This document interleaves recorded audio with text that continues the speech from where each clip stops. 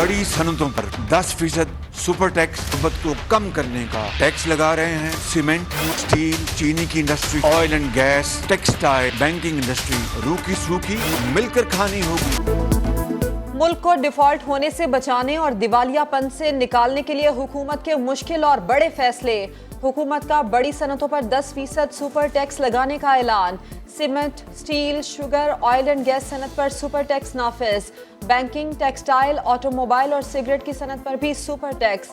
शहबाज शरीफ कहते हैं super tax का मकसद गुर्बत में कमी है। नई शर्त ना आई तो IMF से मुआहिदा हो जाएगा। सबको रूखी सूखी मिलकर खाना होगी। कांटों भरे सफर से गुजरना होगा।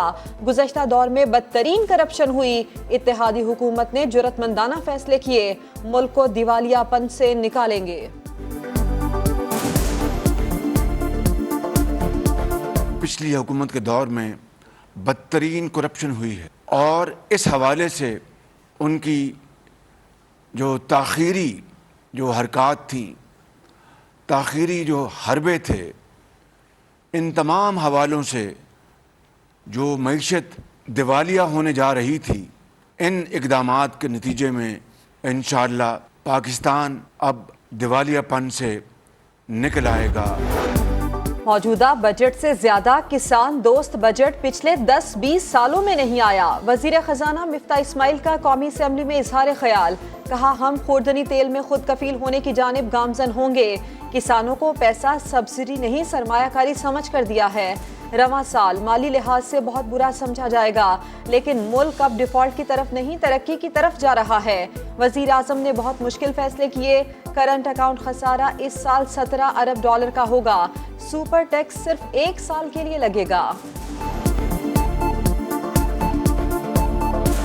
जब आप 20,000 अरब रुपया 4 साल में कर्ज चढ़ाते हैं, 80% कर्ज जो 71 साल में चढ़ाया गया वो आप 4.25 साल में चढ़ाते हैं, तो फिर आप खुद मुख्तारी की तरफ नहीं जा रहे, फिर तो आप गुलामी की तरफ जा रहे हैं। जो डिफॉल्ट की नैच पे ये लेकर आए थे PTI वाले, उससे हमने मुल्क को बचाया है। सिंध में बल्दियाती इंतखाबात वक्त पर होंगे। सिंध हाई कोर्ट ने इलेक्शन इल्तवा की MKM PTI की दरखास्तें मुस्तरद कर दी। इंतखाबात मुलतवी न करने का फैसला। सिंध के 14 अजला में 26 जून को बल्दियाती इंतखाबात हैं। दूसरे मरहले में 24 जुलाई को कराची और हैदराबाद में पोलिंग होगी।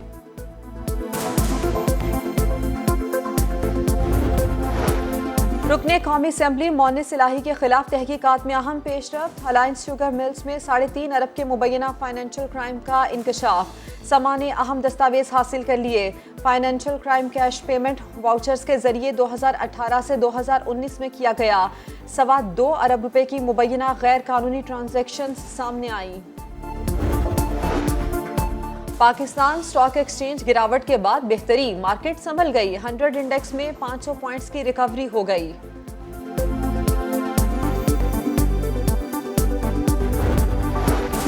गवादर के अवाम बिजली को तरसते रहे और साबिका हुकूमत 3 साल ख्वाब खरगोश के मजे लेती रही। वजीर आजम शहबाज शरीफ का 1 रोज़ा दौरा गवादर के मौके पर खिताब। कहा ईरान से गवादर बिजली की फराहमी का मंसूबा जल्द मुकम्मल होगा। ट्रांसमिशन लाइन बिछाने का काम 3 माह में मुकम्मल किया जाएगा।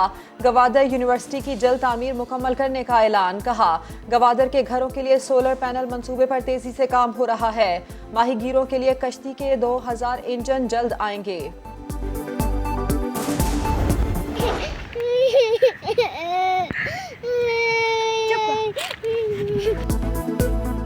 बेवक्त की बर्फबारी बड़ा नुकसान कर गई। आज़ाद कश्मीर की वादी नीलम में सैकड़ों मवेशी ठिठर कर मर गए।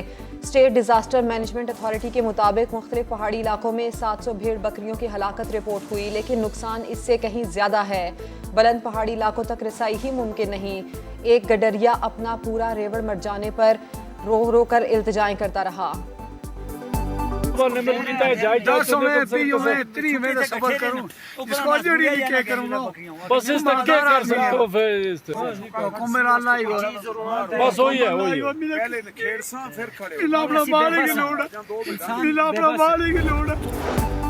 और सैरो तफरी का सफर जिंदगी का आखिरी एडवेंचर बन गया। गिलगित में 2 रोज कबल गाड़ी खाई में गिरने से जाँ बहक माँ बेटे और 2 बच्चों की नमाज जनाजा कराची में अदा कर दी गई।